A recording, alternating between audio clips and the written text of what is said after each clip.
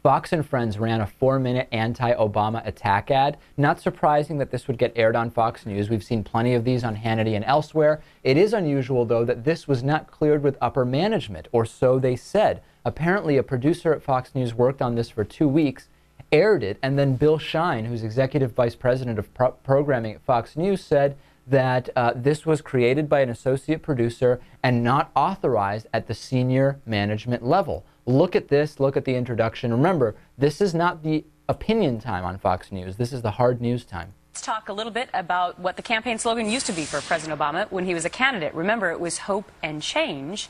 The president says that he is still using that slogan in the way in which he hopes to get 4 more years.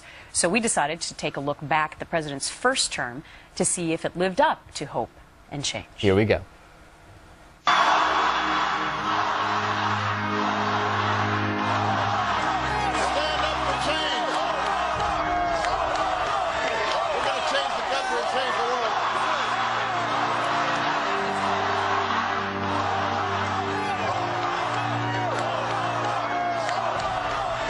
It is time to stand for change.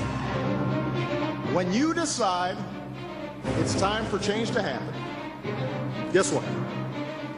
Change happens. Change comes to America. There is, of course, another responsibility we have to our children.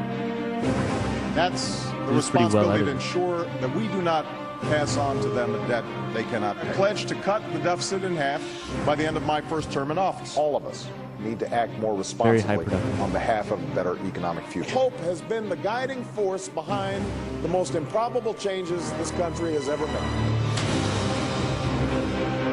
All right, and it goes on basically showing that all of the various promises and such were just not true. It's interesting that someone would spend 2 weeks working on this and then never even make Fox News executives aware of it. I don't even know if I believe that.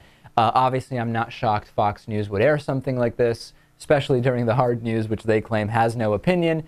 It is kind of a moment of truth going at the general election, though. If Roger Ailes came out and denounced this and said, listen, the network's handling of this was terrible, this is partisan garbage, it has no place on Fox News, he might actually be able to help the cause that Fox News is an actual news outlet instead of a propaganda outlet for the Republican arm, for the Republican Party.